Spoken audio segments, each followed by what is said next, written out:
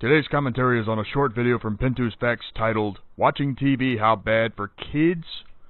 The avatar for today's commentary is John Taffer of Bar Rescue. That's right, I'm using a real-life TV personality instead of a character.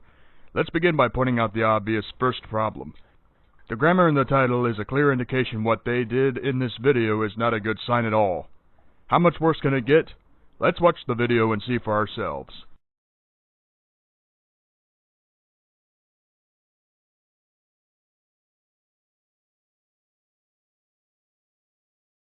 Really? What's with the misspelling of the video? Why didn't you proofread what you wrote down initially? How can people take this video seriously if the title of the video is poorly grammatical as well as the blatant misspellings of the word children and discuss? Proofread when you are editing your video. That's common sense.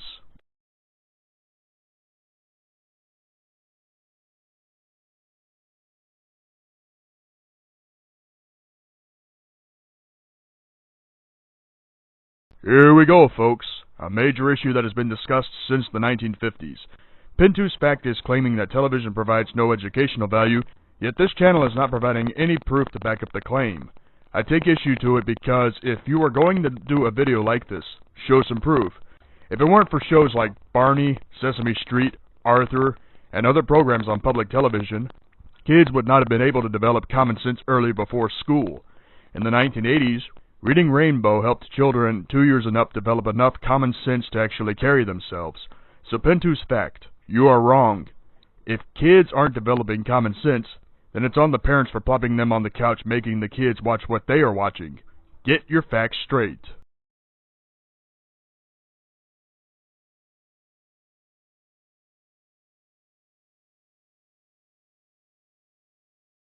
No, it does not, and let me tell you why.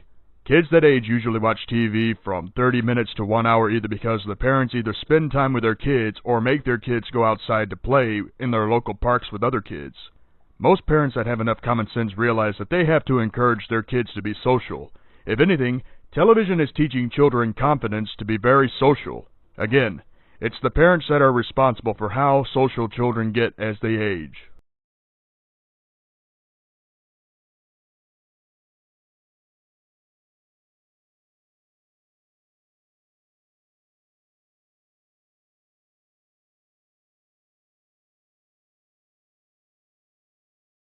While that is true that children learn efficiently on how to communicate, educational videos can teach kids basic skills early like numbers, how to pronounce words, and even home economics. That's right, I watched cooking shows when I was a child. You need to keep in mind that parents do not have the time nor energy to teach their kids everything, so public television was created to help all people become knowledgeable in the long run. You understand?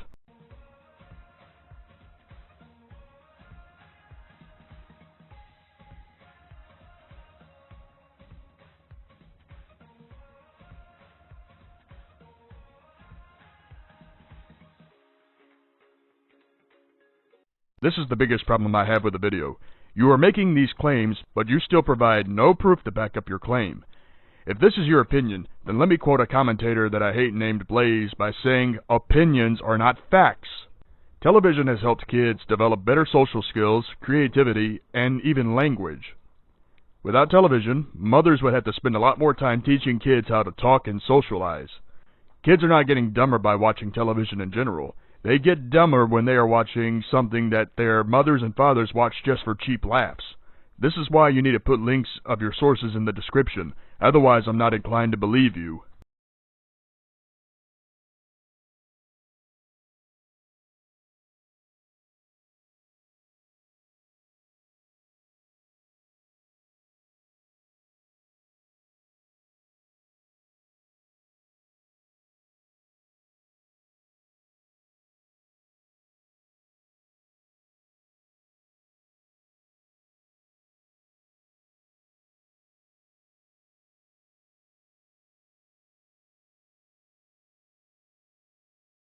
Oh, the bias is strong with this one.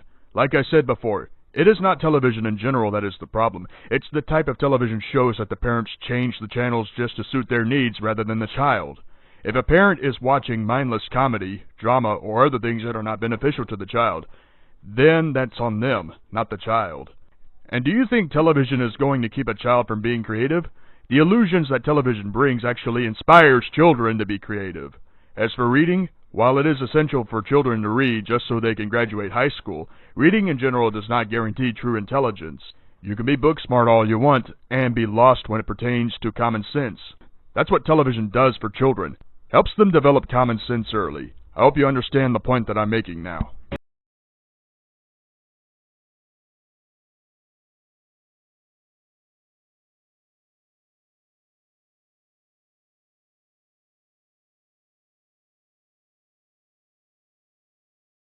This is a common complaint that I've heard from many people throughout my 27 to 30 years of watching TV. The common complaint is that watching TV will cut your life short. Yet I've heard stories about how people have been watching TV since the 1950s, and many of them lived to be in their mid-90s to early 100s. Just sitting there and watching TV can help prolong life. It's about a person's diet. If you are sitting there every day eating fried chicken or drinking Dr. Pepper, it can affect your health. If you are sitting there eating collard greens, meatloaf, broccoli, or different combination of healthy food, you could actually live a long life. Children at age 2 will not be affected negatively for watching television for 30 minutes to an hour. Again, get your facts straight.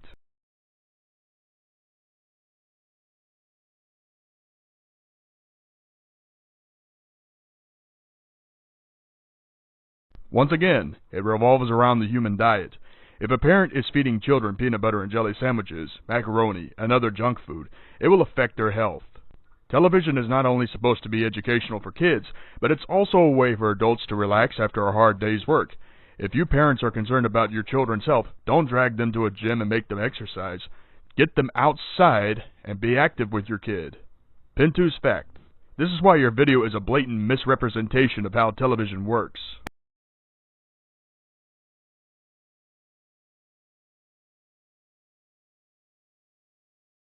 Another grammatical error. The sentence is supposed to say, so say no to TV. Once again, proofread what you're saying in this video. I don't want to hear excuses as to why you made the video the way you did. And I'm ending the video here because Pintu's Fact is doing the standard YouTube whoring attempt to garner likes and subscribers. Pintu's Fact. You should not have made this video since your points are nothing but baseless assumptions with liberal bias shoehorned. The next time you bring up television being bad in general, present the proof.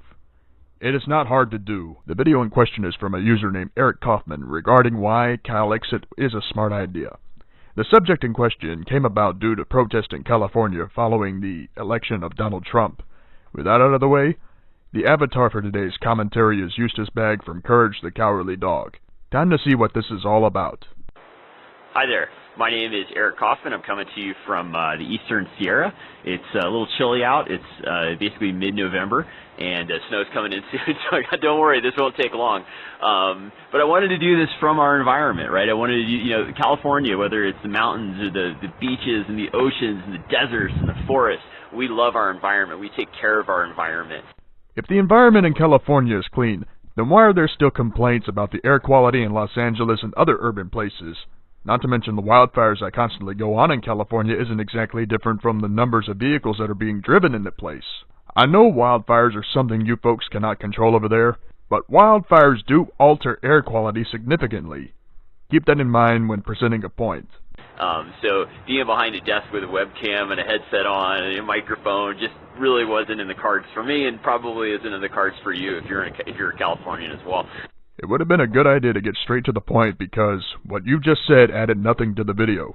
No offense, but when addressing a serious topic like CALEXIT, you gotta get to the point so the audience can engage into the subject in question. Basically what I want to start with is the fact that what I think is dumber than CALEXIT, right? You want to say CALEXIT's dumb, that's a stupid idea. What I want to say is dumber than that is the idea that the United States will look and act the way it does for infinity, okay?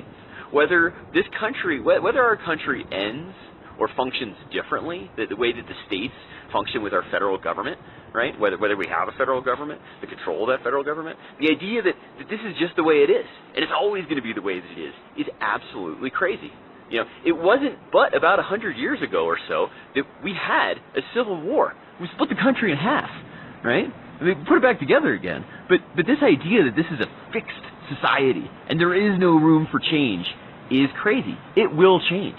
Whether it's 2 weeks, 2 months, 2 years, 20 years, 200 years, this country will either A, not exist anymore, or B, will be very different than the way it exists right now.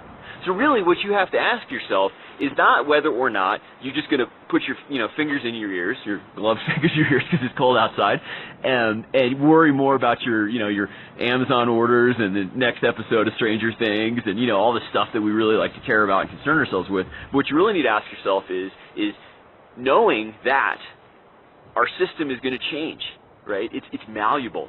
People are shifting it around.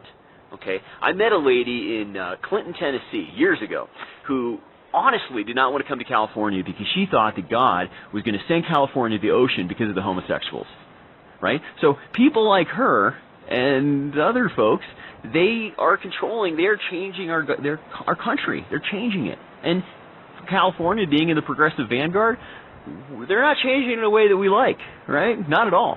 So you need to ask yourself, do we want to...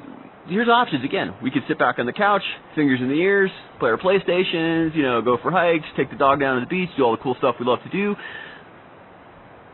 But maybe we should do some other things. Maybe we should talk about, maybe we should codify, maybe we should really sit down and say, what kind of monetary instrument would we use if we weren't in the United States anymore? Two major problems with this logic. There was not a civil war over 100 years ago, unless you were talking about a California Civil War, which I never heard of. The Civil War started all because of tension between the North and the South. It wasn't about slavery because both the North and the South had slavery. It was about money because money equals power. The South was making an enormous amount of money due to tobacco and cotton. The Civil War started in 1861 and ended in 1865. If you're going to state facts about the Civil War, do your research, elaborate your points, and leave links in the description. The other problem is that California entered the Union in 1850 because of the California Gold Rush. You need to remember that gold and silver were used to mint coins so people could have money to buy property and goods. What would California offer in terms of money if there is no gold and silver to be minted? Gold dictates the overall quality of money. Take some economic courses and understand how the economy works. In the way that they want it to go to, right? We need to be the ones to take control. We need to be the ones to establish a lot of these autonomous principles. Here's the main reason why CALEXIT will not work. Number one, a lot of citizens in California depend on government programming like Social Security, food stamps, and welfare to get by. If California were to become independent, how are you folks going to motivate people to go to work? Number two, California has a debt of $475 billion. How would CALEXIT work considering how bad the economy has been as of recent? Number three, California has a pretty bad drought going on according to what I'm seeing here on droughtmonitor.unl.edu. California has a pretty bad drought continuing. Therefore, I do not believe that California could succeed under these conditions even if they tried. I know I'm biased here, but what I just presented is fact. Mr. Kaufman, I know you're trying to present an intelligent point, but there is a deeper meaning that needs to be explored. Okay? Things are changing, whether you want them to or not. The question you really have to ask yourself is, are you part of changing in the direction that you think this place should go? Would you want, make a green screen out of it. Would you want your family to grow up in an independent California that's friends with its neighbors, that has an economic powerhouse, that has a beautiful environment? Would you want them to grow up in that country? Economic powerhouse? Like I said, California has a debt of $475 billion. Sure, California's economy might be doing good now, but here's a question. How many of those jobs are private sector jobs? How many of those jobs are government jobs? Another problem. Beautiful environment? Severe drought, massive wildfires, smog in urban areas is not a beautiful environment. Here's an example of a dried-up lake in California. Owens Lake has been bone dry for years. Another example is Tulare Lake. You call that a beautiful environment? I know there are other lakes, ponds, whatever have you that are dried up in California. As for the establishment in America, racist groups, etc., that's happening all around the world. There is no such thing as purity and innocence in this world anymore because of racism, sick punks, and ruthless leaders wanting to take away people's freedoms. Texas realized this and did not pursue the Texas nationalist movement. California needs to slow down and realize that if they secede, there will be a huge price to pay. Or do you want them to grow up in a country where truthfully now, we have an anti-Semite, we have a homophobe, and we have a guy that said the Ku Klux Klan ain't so bad except for the fact that they smoke pot. These people are going to be running our country. On our tax dollars, they're going to be running our country to boot. So ask yourself, which one's more crazy? Which one seems a little more loony? The idea of sticking with that progressive vanguard, of being at the forefront, of changing this country, changing our community in a way that is the best for us, or sitting back and letting other people change it in another way, or even worse, pretending that nothing's going to change at all. There is no pretending that nothing is going to change all because America is going to remain the way it is.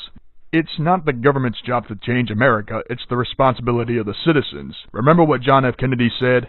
Ask not what your country can do for you, ask what you can do for your country. So, hopefully I've given you something to think about. If you think I'm nuts still, that's okay. A lot of people in California, especially if that lady in Tennessee is watching, I bet she still thinks I'm pretty crazy. But I'd love to hear what you have to say. I'd love to hear your ideas, and hopefully we can have some more of these. Winter's coming, so these will all be brief, because I'm going to try to keep them outside. So that's it. Again, this is Eric, coming to you from the Eastern Sierra, signing off, and I hope you have a great time out there. All right, take care. And the video is over. I apologize for dragging on my points, but there were flaws regarding Mr. Kaufman's points. I'm not an establishment conformist. I'm here to bring forth common sense in a state that went mad over a billionaire Republican being elected president. Protesting and calling for a recession did not work for Texas nor the other red states, and it will not work for California nor the other blue states. Mr. Kaufman, I understand your frustration in defending your points, but you need to understand that there is not enough resources in California for sustainability, and that includes fresh drinking water. Feel free to counter whenever you wish. Today's commentary is on Kelly Jean Drinkwater's Enough with the Fear of Fat, a highly controversial speech that has gotten tremendous backlash. Now, why is this video extremely negative? 2 words: fat acceptance. Yes, I know this video was uploaded in November, but it's relevant. This will be my most controversial commentary yet. With that being said, today's avatar is Pat Robertson of the 700 Club. Let's see what Miss Drinkwater has to say on the subject in question. Skipping the introduction. These judgments are insidious. They can be directed at individuals and groups, and they can also be directed at ourselves. And this way of thinking is known as fat phobia. Like any form of systematic oppression, fat phobia is deeply rooted in complex structures like capitalism, patriarchy, and racism. First problem with this presentation. You say that fat phobia is deeply rooted in the complex structures like capitalism, patriarchy, and racism, yet you do not elaborate the 3 things you mention. Basically, you are implying that people that make money are afraid of fat people. As for patriarchy, you sure are biased against them when in fact men are obese too, but they try not to let their weight get in the way of their responsibilities. How do I know? Because I'm technically considered obese at 5'8" and 225 pounds. And racism? Why didn't you mention that part to your audience? This makes your presentation fall flat from the beginning. How about you actually think before you speak next time? We may even blame fat people themselves for the discrimination they face because, after all, if we don't like it, we should just lose weight. Easy. This anti-fat bias has become so integral, so ingrained to how we value ourselves and each other, that we rarely question why we have such contempt for people of size and where that disdain comes from. The disdain for obese people comes from people having to pay health care by law for people that are sick. Obese people often fill the emergency rooms with illnesses, and that's why they go off on obese people to tell them to lose weight. The health care that's being used for obesity is tremendous, since caring for obese people costs taxpayers in America a range from $147 billion to $210 billion a year. That's why people have a disdain for obese people. It's screwing up the economy and costing jobs because of a hard wiring for junk food, grains, and low-fat meals. If you want further proof of obesity being catastrophic health-wise and economically, check out a mirrored video from Valiant called Fat Acceptance Is... Link will be in the description. Okay, let's continue. I've spent the last 20 years unpacking and deprogramming these messages, and it's been quite the roller coaster. I've been openly laughed at, abused from passing cars, and been told that I'm delusional. I also receive smiles from strangers who recognise what it takes to walk down the street with a spring in your step and your head held high. Thanks. And through it all, that fierce little 6-year-old has stayed with me, and she has helped me stand before you today as an unapologetic fat person. A person that simply refuses to subscribe to the dominant narrative about how I should move through the world in this body of mine. If you choose not to conform to getting fit, be my guest.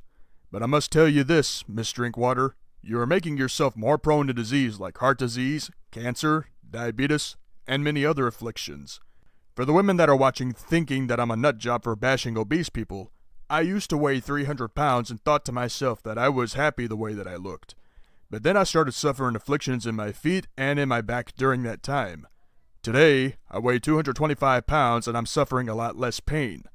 So no, a person can never truly get comfortable when they are obese since pain and illness is common with obesity. I hope you remember this, Miss Drinkwater, because that may force you to take better care of your health.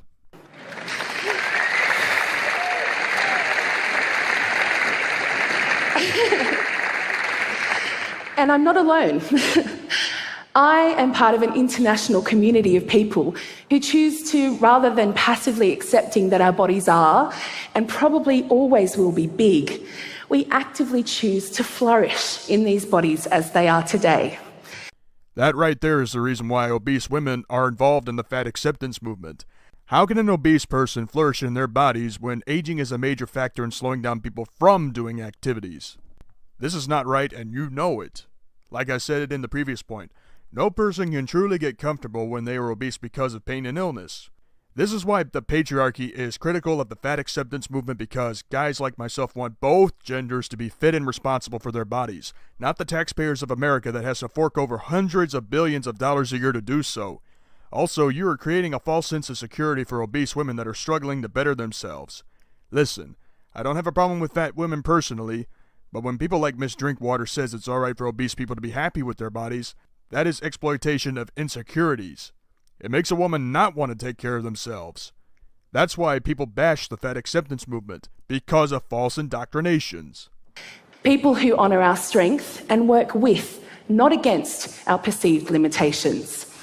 People who value health as something much more holistic than a number on an outdated BMI chart. Instead, we value mental health, self-worth, and how we feel in our bodies as vital aspects to our overall well-being. While I do think that body mass index can be a joke sometimes, you gotta remember that the types of afflictions obesity causes in the long run if you don't care for yourself. Heart disease, cancer, diabetes, hypertension, which can lead to strokes and aneurysms, and a lot of pain. If it's to the point where obese people cannot get up and walk from their living room to their mailbox outside, then that's a huge problem.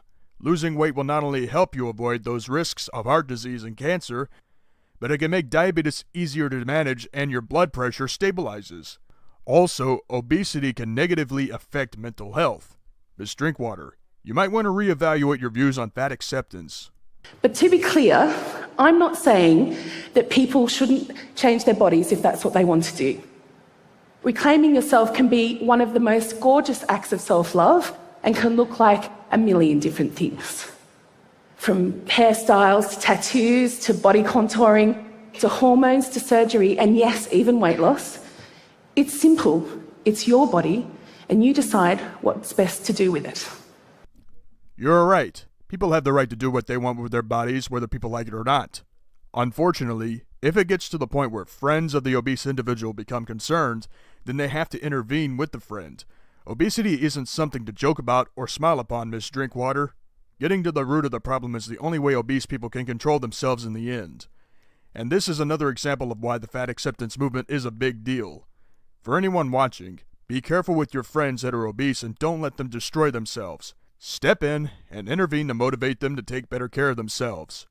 Let's continue. I've lost count of how many times people of all sizes have told me that the show has changed their lives, how it helped them shift their relationship to their own and other people's bodies, and how it made them confront their own bias. But of course, work that pushes people's buttons is not without its detractors. I have been told that I'm glorifying obesity. I have received violent death threats and abuse for daring to make work that centres fat people's bodies and lives and treats us as worthwhile human beings with valuable stories to tell. The reason why that play is deemed controversial is because it consists of people that are so big that the audience fears that one of them would collapse and die from a heart attack or some other affliction. They believe it was unacceptable because it does not teach any life lessons on why people need to make better food choices in their lives. Be that as it may, people have a right to their opinions, and if they do not like the play, they will voice their concerns, like in this case.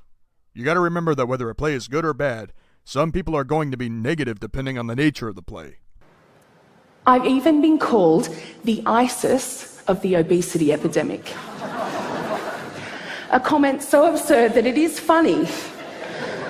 But it also speaks to the panic, the literal terror that the fear of fat can evoke. It is this fear that's feeding the diet industry, which is keeping so many of us from making peace with our own bodies, for waiting to be the after photo before we truly start to live our lives. Because the real elephant in the room here is fat phobia. No, the real elephants in the room are the people that try to justify this movement to exploit an obese person's insecurities. Fat acceptance is an exploitation movement, not an acceptance movement. I emphasize the word exploitation if women are watching and they say to themselves, I shouldn't lose weight to be accepted by society, I should be happy for who I am. And that is the mentality that is going to overwhelm the medical system in the next few years if men and women do not change their diets and take care of themselves. Miss Drinkwater, please start taking better care of yourself, otherwise you will live a life with a lot of afflictions as time goes by. If I got from 300 pounds down to 225 pounds, and perhaps lower in the weeks to come, so can you and a lot of other obese people. Do some research and listen to presentations from naturopathic physicians on how sustainable weight loss works. Fat activism refuses to indulge this fear. By advocating for self-determination and respect for all of us, we can shift society's reluctance to embrace diversity and start to celebrate the myriad of ways there are to have a body. Thank you. And that's the end of the presentation. Overall, this presentation was abysmal. While I did cut out a lot of things from the original video, I did it to point out specifically why fat acceptance is a failure of a movement. We should not have to fork over tax dollars to take care of obese people when they should take responsibility by cutting out junk food, carbonated beverages, fried food, and gluten. For the obese people watching and want to lose weight, here's what you do. Eat poached or soft-boiled eggs. Eat red meat cooked rare or medium rare because of CoQ10. Eat berries for the antioxidants. Eat nuts, except for peanuts. Eat dairy, and supplement with colloidal minerals. In the next couple of months, not only will you lose weight, but you'll actually have sustainable energy, which can make you happy. Today's commentary is on Answers Insanities. Atheist lives are less pointless.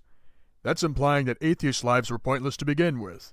Today's avatar is Sergeant Robert Barone of Everybody Loves Raymond.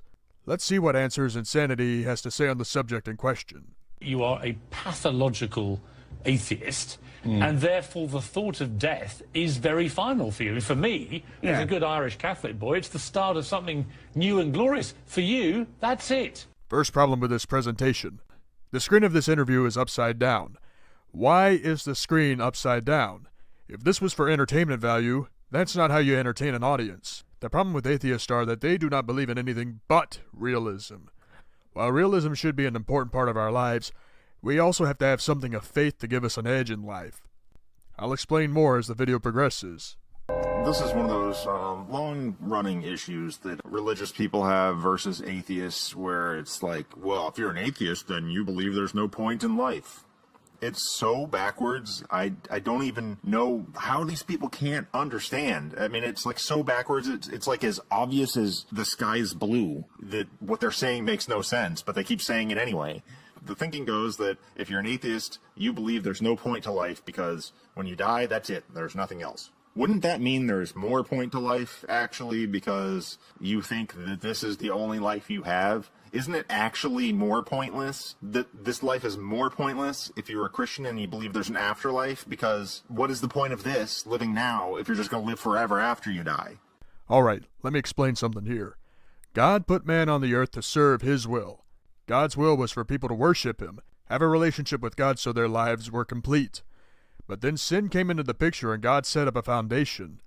For the lost people living in sin, God gives people a mission to help rescue souls so God would work inside the individual spiritually to inspire them.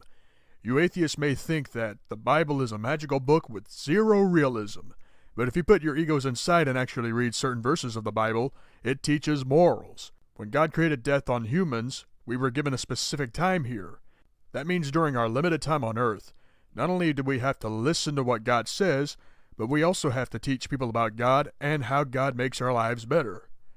So there really is a point to life for Christians, but they need to be mindful and honor their commitments. There was no need to make an arbitrary assumption like that. Let me address the teammate part first. I'm sure your teammate assumed you were part of a religion because most people who, when they start talking about God and everything, are part of a religion, so I think that's a pretty safe assumption to make. Like, I hate when religious people will say, well, how do you know I'm part of a religion? Because you're talking about God and your love of Jesus and shit? Maybe that's why? Gee, I don't know. I guess I'm smarter than you, and I can figure out why somebody else would think you're a member of a religion when you're talking about all the religion stuff and things. So what is the point of your life if there is a God or there isn't? It seems to me that either way, you make your own point to your life. I mean, so basically, we don't know if there's a God or not, but whether there is or not, you still go about your daily life doing whatever you do. Here's the thing. If a person believes that Jesus is their Lord and Savior, they have standards to uphold. They have more responsibilities, and they are trying to be moral. You want an example of what Christians have to uphold? Here it is. Galatians 6:5. Every man shall bear his own burden. 2 Timothy 4:12. Let no man despise thy youth, but be thou an example of the believers in word and conversation, in charity, in spirit, in faith, in purity. A righteous man falling down before the wicked is as a troubled fountain and a corrupt spring. These are 3 out of thousands of examples that Christians must live by. If Christians don't do that, they are going to be guilty because the Bible is a code of honor to Christians. As for atheists doing what they want to do, of course they have the freedom to do so.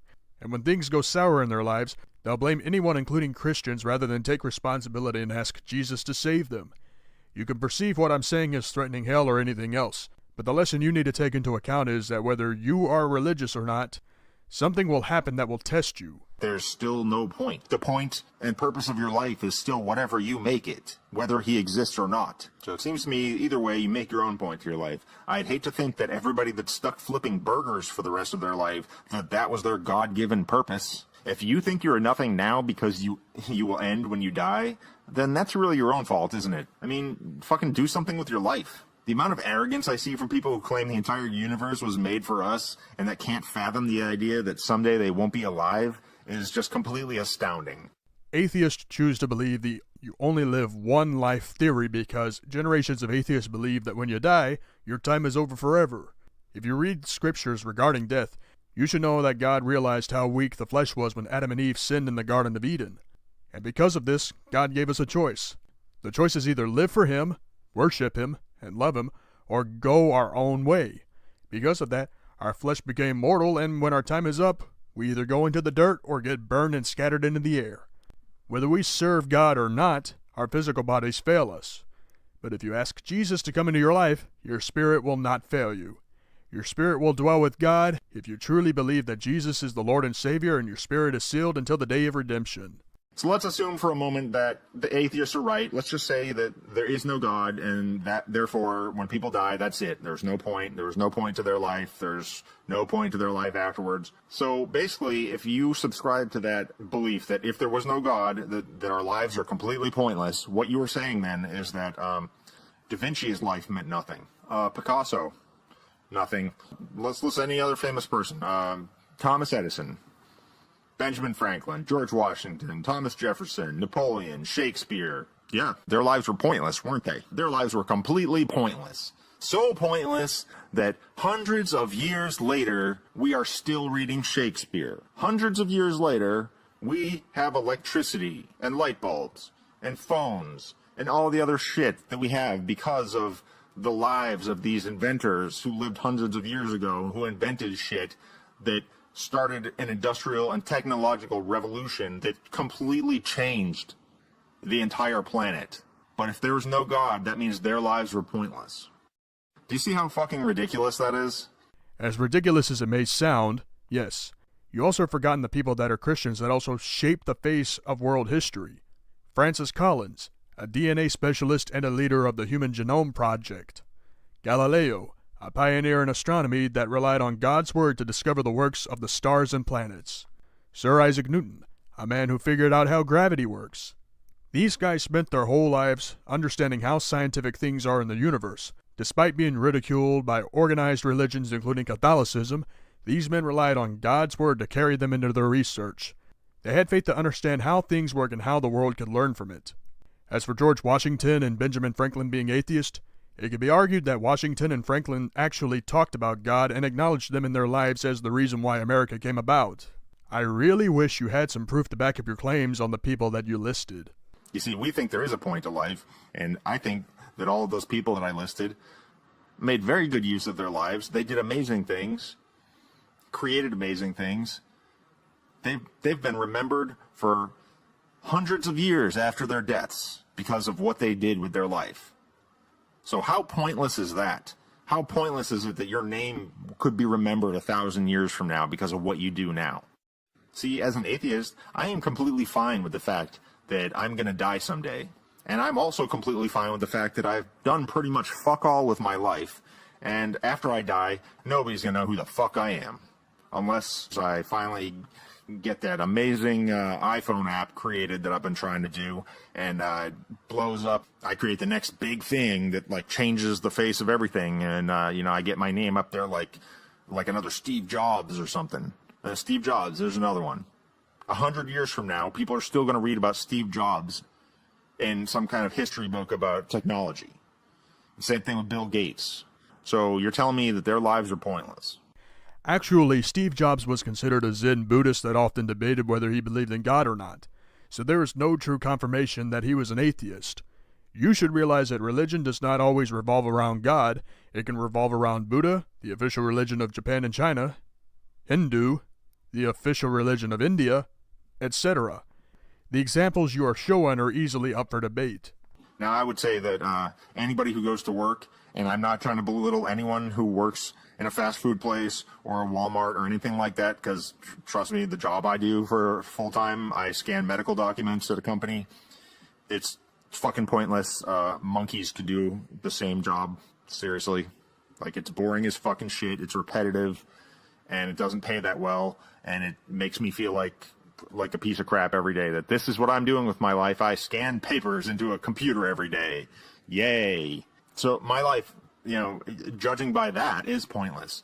After work, there's things that I create, and I make these YouTube videos, and I bitch about shit, and I play my Xbox, and I play some PC games, and I have a 3D printer that I make stuff on. So I make the point of my life doing all the little shit, like little creative shit that I like to do, and drawing and stuff, creating art. That's my point. But as far as some kind of ultimate point to my life, if this is all I keep doing until I die, nobody's going to know who the fuck I am. Nobody's going to remember me except for my family. And I'm fine with that. It's Christians and any religious people that believe in this afterlife where they're just so terrified that when they die, nobody's going to know who I am because I'm so humble and I can't be forgotten. Like, why are you so terrified of dying and nobody knowing who you are anymore? Why does it bother you so much? The same logic can be applied to atheists too.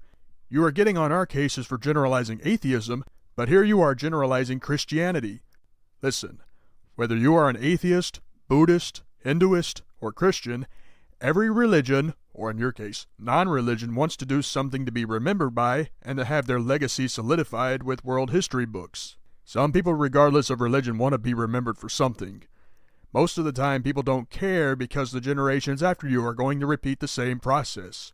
So this argument is pointless. I don't know, it just seems like, you guys like to make it sound like atheists are so angry and we're so hateful and we're such miserable people. I wouldn't say I'm that miserable, but I'm completely accepting of reality that I'm going to die and that's it. I could die next week and that's not going to change anything I'm doing right now. And if I die next week, then I'm just going to be remembered for a few years as that loser that worked at the medical company scanning documents. And I don't care. I don't understand why this shit bothers you guys so much. Like, get over yourselves. Take your own advice. If you want to better your life, start taking initiatives and stop putting Christians down in general. And I'm ending the video here because I do not want to repeat any arguments that I had earlier. The problem with atheism is that they try to use their level of intelligence to convey a message about why Christians gripe about the things more than atheists. Unfortunately, they start acting like they have a superiority complex. Allow me to tell you something. Christians and atheists are in the same boat. Both struggle to find themselves. Both try to live decent lives. Christians will adhere to God while atheists will go about their day. Don't go generalizing a group of religious people just because they want to make an impact before they die. If atheists can do so, Christians can do so as well. Today's commentary is on UW Health's clinical cancer trial that combines 3 chemotherapy drugs. Before I begin, I want to say Happy New Year to everyone watching. Also, I would like to state right here that this commentary is not meant to immediately scare cancer patients with the examples that I'm going to bring up. If you still insist on getting chemotherapy if you have just been diagnosed, it is your right. For anyone that would like alternatives, I will show you how to defeat cancer in this video. For the cancer patients watching, I wish you well and hope you can defeat the disease any way you can. With that being said, today's avatar is Dr. Thomas Minahan. Let's see what Dr. Carrie Wasinski has to say on the subject. This is a phase 1 trial, and what it is combining carboplatin and paclitaxel, 2 chemotherapies that we commonly use for many different types of cancer, with a newer drug called talazoparib, which is an oral pill form of a PARP inhibitor that's been recently shown to be a very potent PARP inhibitor. The idea of this study is that when you combine a PARP inhibitor with chemotherapy, in particular platinum chemotherapies, that combination might be more effective than using one or the other alone. Ladies and gentlemen, this is why I hate medical doctors with a burning passion. They use their intelligence to try to convey a message that chemotherapy, regardless of combination, can help you destroy the cancer. Let me ask you something, Dr. Wasinski. Why would you use a potent drug that is effective only for stage 1 cancer when most people are either diagnosed with stage 3 or stage 4 cancer? You doctors have been studying cancer constantly for the past 60 years, and more people are dying from cancer than ever before. Why? Because no matter what chemotherapy you administer to a cancer patient, the chemotherapy is going to kill the cancer patient faster than the disease itself. And if you survive the 5-year period, the cancer is going to come back in a metastasized fashion to where you give the cancer patient a death sentence.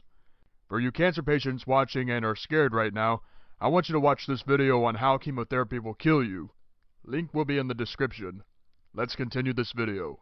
Primarily, we think about carboplatin and paclitaxel being effective for diseases like lung cancer, some of the GI malignancies, breast cancer, in particular triple-negative breast cancer, and ovarian cancer, although there are several other disease types that it really does make some sense to think about carboplatin and paclitaxel for. The other patient population that this study is really of interest for are those who have a BRCA1 or BRCA2 gene mutation. Those are hereditary cancer syndromes that can predispose to breast and ovarian cancer in particular. And in those groups, the PARP inhibitors have been shown to have potential activity. Dr. Wasinski, let me tell you something. Cancer is not genetic. Cancer is the result of 2 things: toxicity and a nutritional deficiency. In the case of toxicity, acrylamides brought on by oil refineries, inhaling fumes from trans fatty acids when cooking food, and of course smoking are examples of toxicity. Nutritional deficiencies like selenium, gallium, copper, chromium, vanadium, and arsenic are the causes of cancer. Why arsenic? Because a study conducted concluded a trace of arsenic a day can prevent and reverse leukemia. So if a person's parents eat crappy foods their whole life and you eat clean and take your minerals daily, does that mean you will get cancer like they did? No. Dr. Wasinski, you may want to research nutritional deficiency and diseases to learn how cancer actually begins. We're looking for any patients who might be typically treated with carboplatin and paclitaxel as part of their standard treatment for their cancer, and who have are fit enough to consider for a phase 1 study.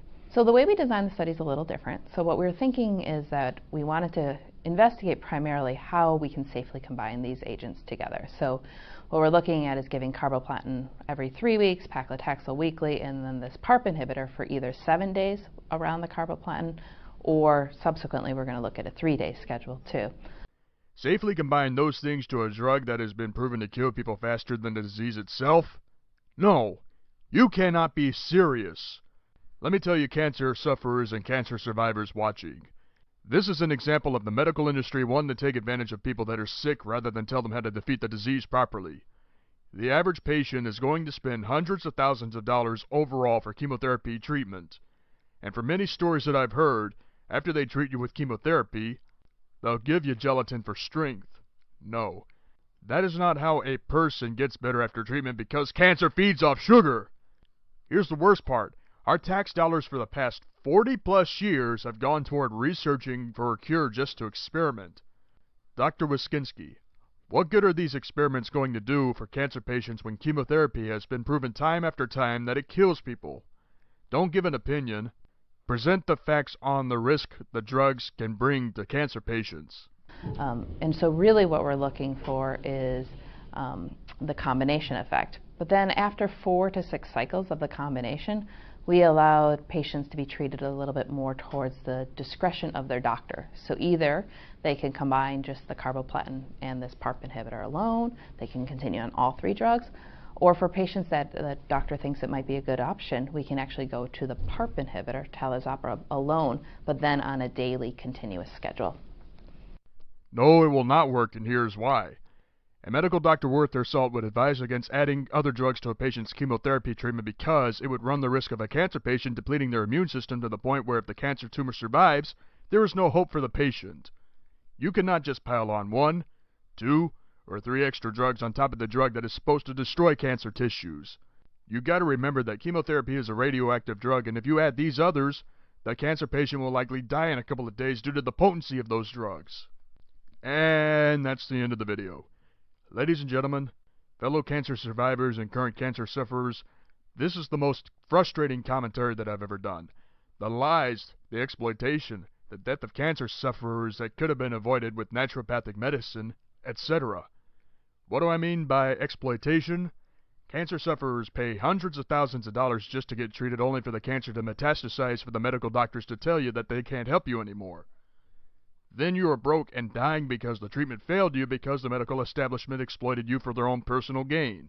Now, I said earlier that there is a way you can fight and defeat cancer without having to suffer needlessly from chemotherapy. First off, stop eating junk food. Processed carbohydrates is the main cause of cancer. That means no more chips, no more carbonated beverages, no more pasta, no more pizza, no more bread. Second, don't eat fried food. When you eat fried food, you take in acrylamides, which will destroy your immune system. If you eat red meat, do not eat it well done. Eating red meat well done will destroy the CoQ10 and give you heterocyclic amines, a chemical that is carcinogenic. So what would you cancer sufferers rather have, CoQ10 or heterocyclic amines? The most important part about fighting cancer is supplementation. That means take colloidal minerals so the body gets its nutrients in a hurry. Some colloidal minerals contain a trace of arsenic, which is necessary to fight leukemia. A tiny amount daily of arsenic is safe. Don't take a lot or you'll die from arsenic poisoning. It's also wise to take in liquid calcium so you can digest your food properly. The other supplement I believe you can fight cancer with is liquid resveratrol. It is a major antioxidant. The most important supplement to take is selenium. Not only will selenium amplify the antioxidants you take in from supplementation and food, but selenium will also recycle the antioxidants, meaning the antioxidants will help the body fight cancer better than if you take antioxidants without selenium. Before you cancer patients start doing any of the following that I suggested, go to a naturopathic doctor instead of a medical doctor for details on how to stay healthy and fight cancer without suffering. Naturopathic doctors are trained in nutrition and can walk you through on the specific cancer you have. Consulting a naturopathic doctor, avoiding the bad foods, taking in colloidal minerals, and taking in antioxidants, with selenium, can help you defeat cancer and save you a whole lot of money in the long run. I don't want to see cancer sufferers and cancer survivors grieving over the disease. Their experiences fighting and defeating cancer should not be unpleasant. Today's commentary is on the Ring of Fire's video called Team Trump Wants to Dismantle Social Security Through Privatization. The subject is about Donald Trump wanting to phase out Social Security. With that being said, today's Avatar Sergeant Joe Friday from Dragnet. Let's see what Farron Cousins of the Ring of Fire has to say about this subject. Donald Trump promised his supporters during the campaign that he is going to protect Social Security, which when you look at the demographics, A lot of Trump voters happen to be on Social Security, so he understood you had to play that card in order to win over those voters who are more interested in protecting their financial future than they are about protecting the rights of women, African Americans, or Hispanics. First problem with this video. You seem to be more concerned about the rights of an American than the financial struggles that America is facing right now. Sure, Donald Trump might have used a cheap tactic like every other politician since 1964. But if you see the out-of-control spending going on in Washington, as well as tax dollars going toward giving people free stuff rather than people paying out of their own pocket, you can see why the economy is in the gutter. This is why the national debt is climbing at an alarming rate. Understand the situation. Nonetheless, Trump made the promise, and already, as we see him putting together his transition team, 2 of the 4 people that he has picked to be in the Social Security Administration are Social Security privatization pushers. We have Mike Corby Dorsey Hardy. My apologies if I'm pronouncing that name incorrectly. However, both of those, both Corby and Hardy, have said in the past that they would like to privatize Social Security. Corby has said that the system is corrupt and bankrupt. Hardy, on the other hand, has been working to privatize Social Security since 1995. Corby served with George W. Bush, Hardy served with Reagan, and both of them huge believers in the privatization of Social Security. And here is the problem with that. Half of the Social Security Administration leadership would be made up of people that want to privatize this system that has worked well for decades. Social Security has worked well? If Social Security is working well, then why are senior citizens forced to go back to work when they realize that they are only making a couple of $100s a month? They can't pay their bills, they can barely put food on their table, and if they are lucky, they can only drive once or twice a week. It does not matter how much money you put into the system, you always get very little for your money. When elderly people are at a point where they cannot do physical labor and they are not getting much money a month for their Social Security retirement checks, then that proves that Social Security is indeed corrupt. I don't know what you were talking about since you have no proof to back up your point about Social Security working well. As a matter of fact, Social Security has led to the rise of the national debt as much as health care. Get your facts straight when presenting a point. The problem is that during the George W. Bush administration, 2005, 2006, that push to privatize Social Security became stronger than ever. And when it did, remember what happened around that same time? Stock market, housing market, all the markets began their downward slide that led to the crash of 07 and 08. No. The reason why America's recession started was because of George W. Bush issuing stimulus checks in 2008 in an effort to boost the economy. Unfortunately, those stimulus checks cost taxpayers a lot of money, forcing them to buy less goods. Because of that, people couldn't afford to invest in houses anymore in addition to buying too many things on credit. That was why investors on Wall Street panicked, signaling the Great Recession. Could you please back up your claim on the cause of the Great Recession? Had Social Security been privatized during that time, had the Bush administration and his advisors and Republicans in Congress been successful in privatizing this program, it would have lost well over $1 trillion. It would have effectively been bankrupt. In comparison to the trillions of dollars that have been used since its inception in 1935 thanks to Franklin Delano Roosevelt, that wouldn't be a major loss at all. And this leads to another point. The purpose of Social Security was to help elderly people supplement their income in the event that they could not afford to retire.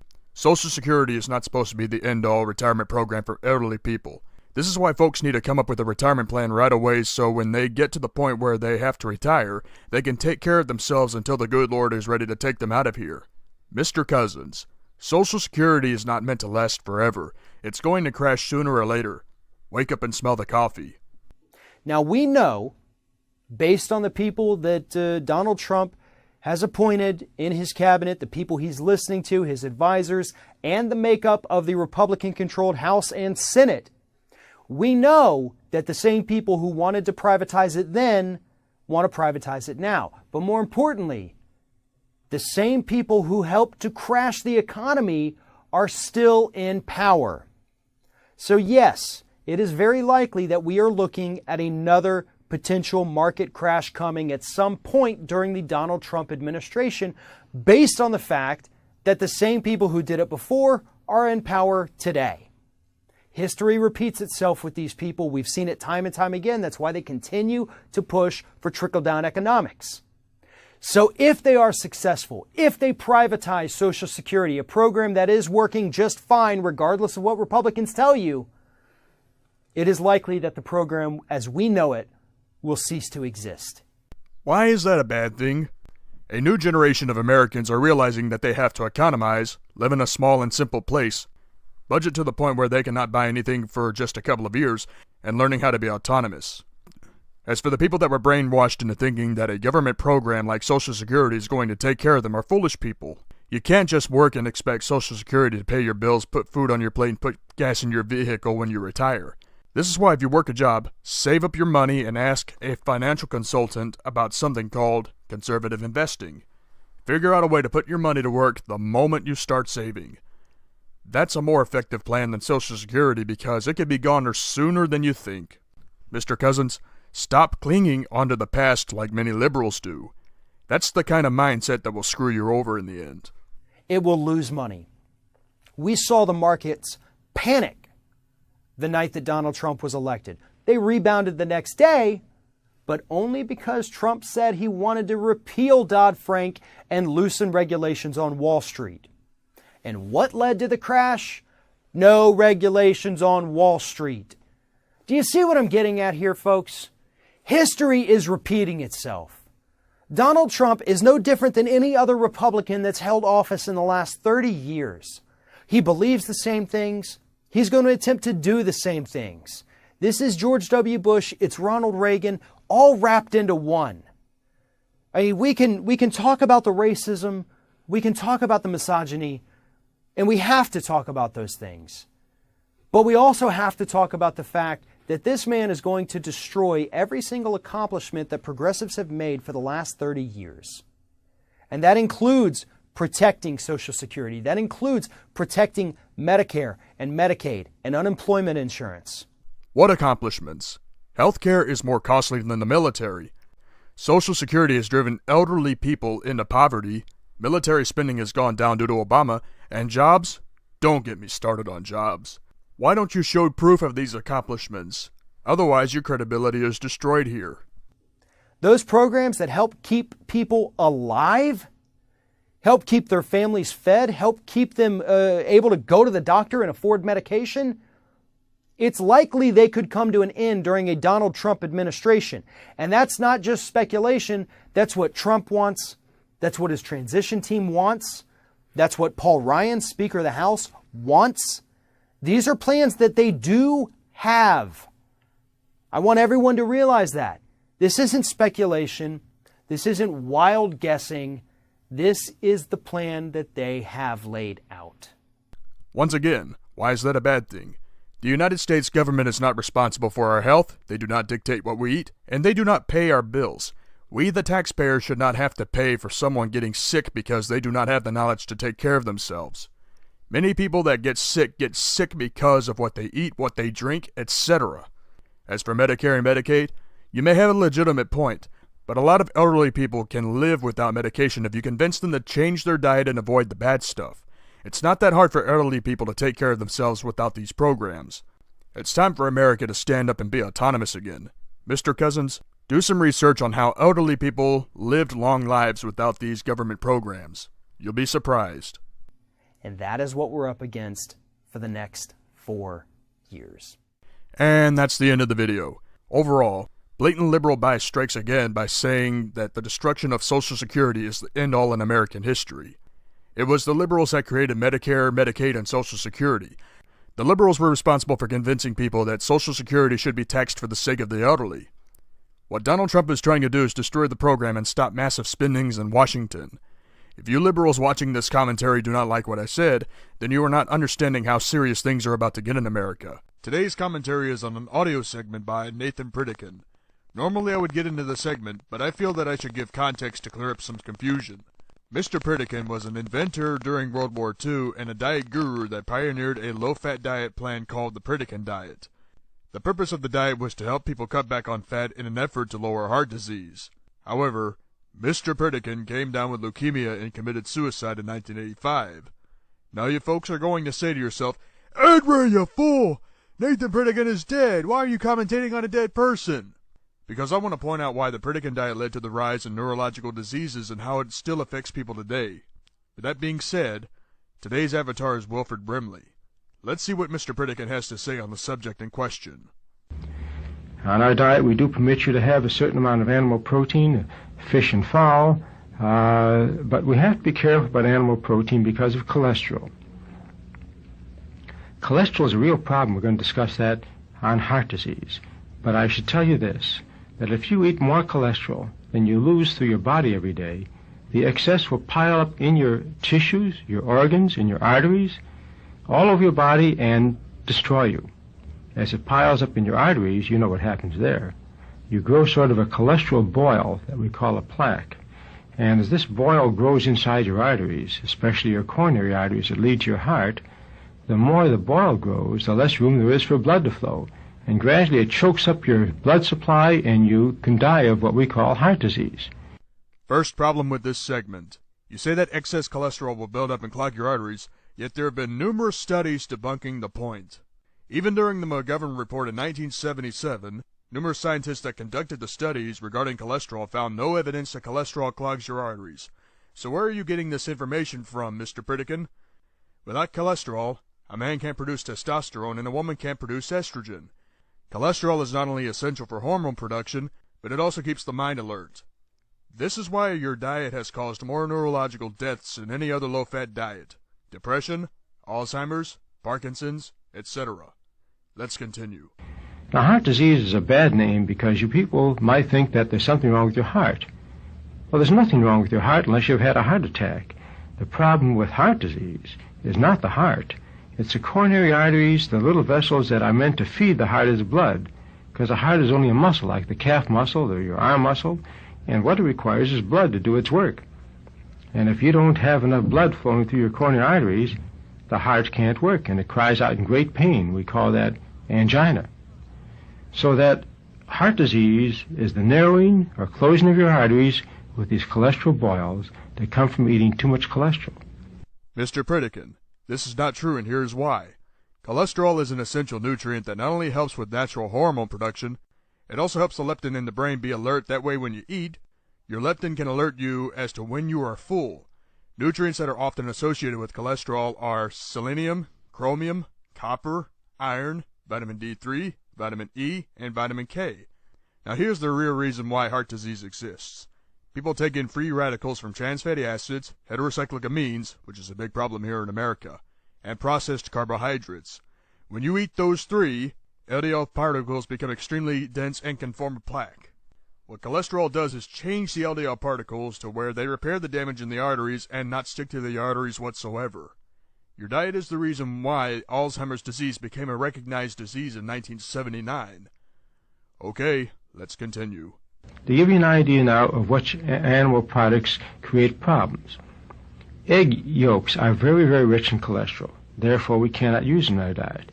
One egg yolk has as much cholesterol as a half a pound of steak. So if you eat a 3-egg omelet, you're eating 1.5 pounds of steak in cholesterol. Is that so? Let me look at the nutritional facts to see if you're correct. According to FatSecret.com, the amount of cholesterol in half a pound of steak is 107 milligrams. The amount of cholesterol in an egg yolk is 184 milligrams. So you are wrong again, Mr. Pritikin. Red meat does not have as much cholesterol as an egg yolk. Like I said earlier, cholesterol is not the enemy. Free radicals from trans fatty acids, heterocyclic amines, and processed carbohydrates are the enemies of the arteries. And as far as various organ meats and so on, chicken liver has 10 times more cholesterol per ounce than white meat of chicken. So you certainly don't want to eat the organ meats, because they'll just overwhelm your body with cholesterol. Perhaps the highest amount of cholesterol content that's commonly eaten is in the brain. Animals' brains have 25 times more cholesterol than white meat of chicken or white meat of turkey. So you can't have that. The best thing to do is to stay away from all organ meats Stay with the white meat of chicken, white meat of turkey. That right there is the reason why hardly anybody eats organ meats. That advice has driven more people to their doctors just to get diagnosed with Alzheimer's disease. People used to eat organ meats when they lived in primitive conditions in the old days. When people could not afford to buy pork or beef, they raised their own chickens and slaughtered them when the meat was prime. What did people do when they saved the chicken for later? They would remove the organs and cook them for lunch. You want to know why they did that? Because men needed cholesterol for sustainable energy. Chicken liver contains the second highest amount of cholesterol behind the egg yolk itself. Without this during primitive times, men would have not been able to work 16 hours a day to earn their keeps. Mr. Pritikin, cholesterol does not overwhelm your body. It gives your body sustainable energy just like protein does. And you can have many fishes. The white meat of turkey and chicken are about 20% of the total calories and fat, about 80% protein. And if you add 2 to 3 ounces a day as an average for a week, that's about the maximum you can have. As far as fish is concerned, most fish is all right. Most fish is rather low in fat. Tuna, for example, is only 6% total calories and fat. That's if it's water-packed. But if you have oil-packed tuna, it's 10 times more in fat than water-packed tuna. And you can't wash the oil off of oil-packed tuna. So your best bet is just to get water-packed and give up the idea of oil-packed tuna.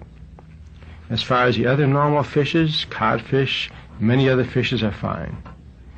Now, one fish that we use, salmon, is about 50% of its total calories and fat. But it has such a strong flavor, we're able to use it anyway. Because even a 1/4 ounce of salmon can make up one salmon patty. It has such a strong flavor, it carries through the whole patty. And so we use it in our recipes.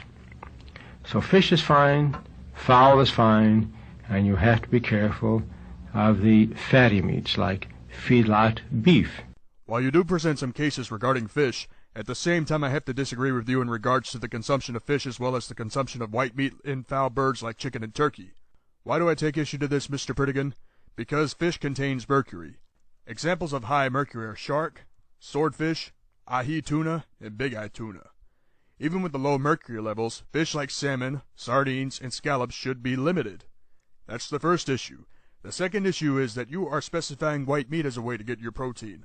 The cholesterol in chicken breast contains 118 milligrams. Compare that to a serving of ground beef, which contains 60 milligrams of cholesterol. And you say ground beef is bad for us, but you are contradicting yourself with this statement. So yes, ladies and gentlemen, even white chicken has more cholesterol than ground beef. Good job, Mr. Pritikin. Regular steaks, beef cuts, and so on, unfortunately, are artificially fattened. In the feedlot process, they force feed these animals, giving them special chemicals to make them grow more fat between their muscle tissues, and it's an unfortunate event then for those who eat it. Because the average beef animal, if permitted to range feed or grass feed, they only have 1/5 as much fat in their body as a feedlot animal. And you can't get the fat out of the meat in the feedlot animal. You may think you're cutting it out around the steaks and so on, but the fat is in the marbling. In between the muscle fibers, you see those streaks of fat. You can't take that out. That's there to stay. And if you broil it and you say, well, it disappeared during broiling, it didn't disappear. It melted. You can't see it. Let it cool in your plate and it'll all come back when it solidifies. Now you're eating a tremendous amount of fat. In a good club steak and so on, you're eating 80% of the total calories and fat. If you want to get a really good filet, you could be eating 85, 87% of the total calories and fat, only 12% protein. A slice of bread has more protein than a good filet. So that, don't look upon it as a protein dish. Look upon it as a fat dish, with as much fat as butter has. 82% total calories and fat. So as far as animal protein is concerned, most modern animal protein is just distorted to fill it with fat. It's like the old days when a goose was force-fed to give it a fatty liver. That was considered a delicacy. I'm not the biggest fan of grain-fed beef, but the reason why they fatten cattle with grains is because of subsidies. These subsidies actually help keep the cost of beef low enough for people to buy and eat meat daily. Without these subsidies, beef would cost the average consumer an enormous amount of money. This is why people raised and ate chicken in primitive conditions a long time ago. There was no way they could afford pork or beef in the olden times. Grass-fed beef is good, but grain-fed beef gives people more access to protein where they can get enough protein for sustainable energy. I'm not an advocate for grain-fed beef. I'm just giving you common sense, Mr. Pritikin. And that's the end of the segment. Let me elaborate something. When Nathan Pritikin developed the Pritikin diet, it was a popular diet trend in the 1970s. So popular that Democratic Senator George McGovern of South Dakota created a report on the supposed danger of cholesterol. After numerous scientists couldn't verify that cholesterol was the culprit, McGovern issued dietary guidelines in which people ate less red meat and more white meat. Because of the nutritional deficiencies brought on by his own diet, Mr. Pritikin got afflicted with leukemia and committed suicide in 1985. But the dietary guidelines inspired by the Pritikin diet was the catalyst for Alzheimer's disease to be recognized in the medical books in 1979. What is the moral of this commentary? Avoid processed carbs, avoid fried food, eat cholesterol, and drink plenty of water. The worst thing animal fat can do to you is to make you tired like a baby. Even though this commentary is on a deceased individual, I will show respect and say, rest in peace, Mr. Pritikin.